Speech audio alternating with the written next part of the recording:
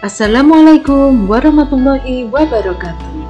Bagaimana kabar kalian pada hari ini? Semoga kita semua selalu dalam keadaan sehat dan tetap dalam lindungan Allah Subhanahu wa Ta'ala. Jangan lupa untuk berdoa setiap kali mengawali pembelajaran. Pada hari ini kita akan membahas tentang kehidupan politik masa demokrasi terpimpin. Kebijakan politik pada masa demokrasi terpimpin antara lain pembentukan MPRS, DPAS, dan DPR-GR. Pidato Presiden pada tanggal 17 Agustus 1959 yang berjudul Penemuan Kembali Revolusi Kita. Pidato Presiden pada tanggal 30 September 1960 di Forum PBB yang berjudul To Build the World Anew. Pembentukan Front Nasional, pengintegrasian semua lembaga negara, kebijakan politik Presiden Soekarno yang lebih condong ke Blok Timur, proyek mercusuar, Dwi-Kora, dan Old Devo dan Nevo. Pembentukan MPRS, DPAS, dan DPR-GR. Pembentukan Majelis Permusyawaratan Rakyat Sementara atau MPRS dilakukan berdasarkan penetapan Presiden Nomor 2 Tahun 1959 yang keanggotaannya terdiri dari anggota DPR, utusan daerah, dan utusan golongan. Salah satu keputusan MPRS yang kontroversial adalah pengangkatan Soekarno menjadi presiden seumur hidup berdasarkan ketetapan MPRS nomor 3 garing MPRS garing 1963. Pembentukan Dewan Pertimbangan Agung Sementara atau DPAS dilakukan berdasarkan penetapan Presiden nomor 3 tahun 1959. Tugas utama DPAS adalah mengajukan usulan kepada Presiden dan menjawab pertanyaan Presiden. Tugas tersebut menjadi rancu karena Presiden sendiri menjadi Ketua DPAS. DPR-GR, pembentukan Dewan Perwakilan Rakyat Gotong Royong, dilakukan oleh Presiden Soekarno setelah membubarkan DPR hasil pemilu tahun 1955.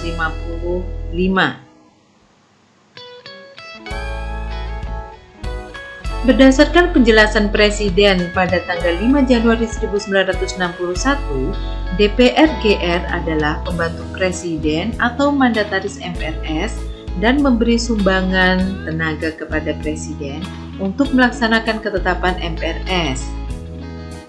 Selain itu, DPR-GR berkewajiban menjalankan manifesto politik atau manifol dan melaksanakan amanat penderitaan rakyat dalam demokrasi terpimpin. Penemuan kembali revolusi kita. Pada tanggal 17 Agustus 1959, Presiden Soekarno menyampaikan pidato peringatan proklamasi kemerdekaan Indonesia yang berjudul Penemuan Kembali Revolusi Kita. Pidato tersebut menjadi landasan pelaksanaan demokrasi terpimpin. Selanjutnya, diusulkan oleh Dewan Pertimbangan Agung agar pidato tersebut dijadikan garis-garis besar haluan negara atau GBHN dengan nama Manifesto Politik Republik Indonesia sesuai dengan ketetapan MPRS nomor 1 garing MPRS garing 1960.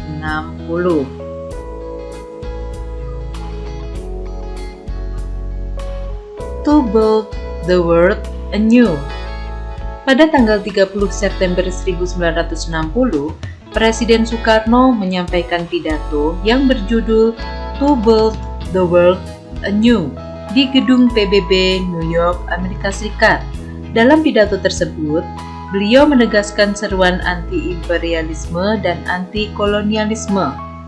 Pidato tersebut merupakan salah satu pidato yang dianggap paling kontroversial dalam sejarah sidang umum PBB karena Presiden Soekarno menyerang PBB sebagai lembaga yang gagal menciptakan perdamaian. Sebagai solusinya, maka Presiden Soekarno meminta PBB memasukkan Pancasila dalam piagam PBB. Front Nasional. Dalam upaya penegakan demokrasi terpimpin, Presiden Soekarno membentuk Front Nasional melalui penetapan Presiden nomor 13 tahun 1959. Tujuan Front Nasional adalah memperjuangkan cita-cita proklamasi dan cita-cita yang terkandung dalam Undang-Undang Dasar 1945.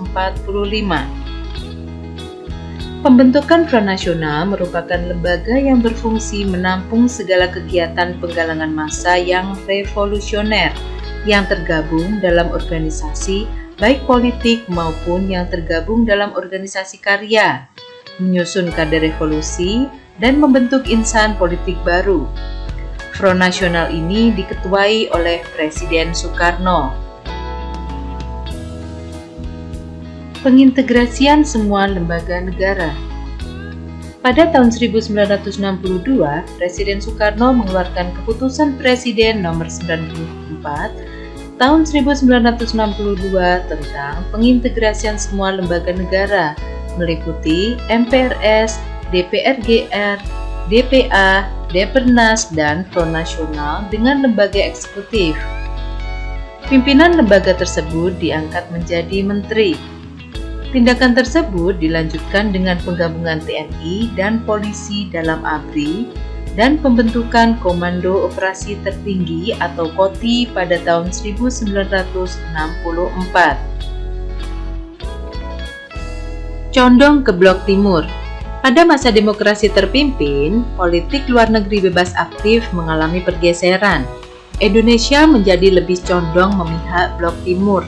Hal ini disebabkan kekecewaan pemerintah Indonesia terhadap sikap PBB dan negara barat lainnya yang dianggap kurang mendukung perjuangan pembebasan Irian Barat.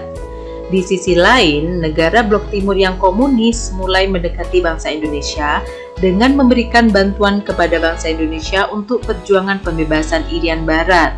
Sebagai contohnya, Uni Soviet dan Tiongkok memberikan bantuan senjata untuk operasi militer pembebasan Irian Barat. Proyek Mercusuar. Proyek Mercusuar Presiden Soekarno adalah proyek pembangunan ibu kota agar mendapat perhatian dari luar negeri. Proyek ini dibangun dengan tujuan agar dapat memfasilitasi Ganevo atau Games of the New Emerging Forces sebagai tandingan olimpiade serta untuk menunjukkan kepada dunia internasional bahwa Indonesia adalah negara yang besar. Dalam proyek Mercusuar, Presiden Soekarno melaksanakan 6 proyek yang dibangun. Pertama, Stadion Gelora Bung Karno. Konstruksi dimulai pada 8 Februari 1960 dan selesai pada 21 Juli 1962. 2. Hotel Indonesia yang diresmikan pada tanggal 5 Agustus 1962. Yang ketiga adalah Jembatan Semanggi yang dibangun pada tahun 1961.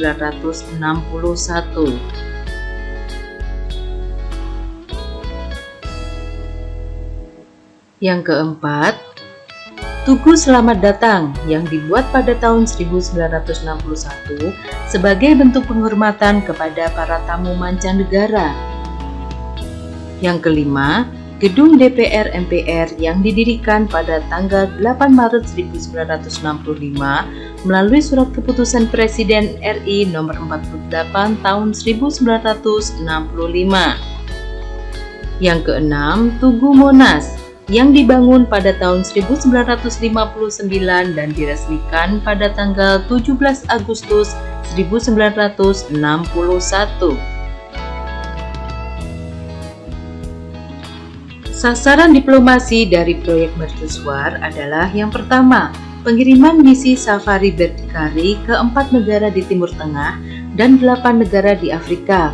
Misi ini bertujuan untuk menarik dukungan terhadap gagasan untuk mengkonfrontasi Nevo dan Old Devo.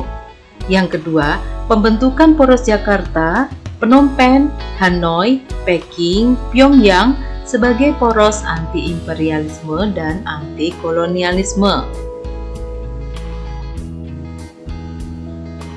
Dwi Korah. Sikap pemerintah Indonesia yang mulai condong ke blok timur diperlihatkan dengan sikap konfrontatifnya terhadap negara barat dan sekutunya. Salah satunya adalah dengan melakukan konfrontasi terhadap Malaysia yang dianggap sebagai proyek neokolim atau neokolonialisme dan neoimperialisme barat. Malaysia kemudian masuk menjadi anggota tidak tetap Dewan Keamanan PBB. Hal ini menimbulkan kemarahan bangsa Indonesia, sehingga Presiden Soekarno pun mencanangkan Dwi Korah dalam pidatonya pada tanggal 3 Mei 1964 yang isinya 1. Memperkuat ketahanan revolusi Indonesia, 2. Membantu perjuangan revolusioner rakyat Malaysia, Singapura, Sabah, Sarawak, dan Brunei untuk membubarkan negara boneka Malaysia. Selanjutnya, sebagai bentuk protes, Indonesia memutuskan untuk keluar sebagai anggota PBB pada tanggal 7 Januari 1965.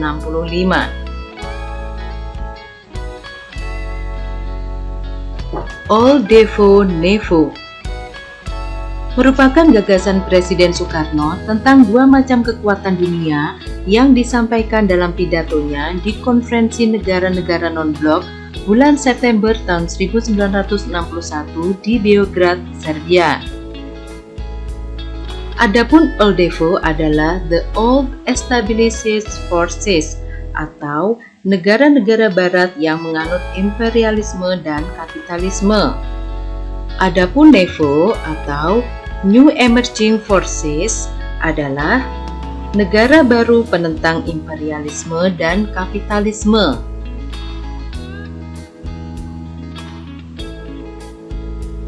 Demikian materi yang bisa saya sampaikan. Semoga pembelajaran pada hari ini membawa manfaat. Terima kasih telah menyaksikan video saya. Wassalamualaikum warahmatullahi wabarakatuh.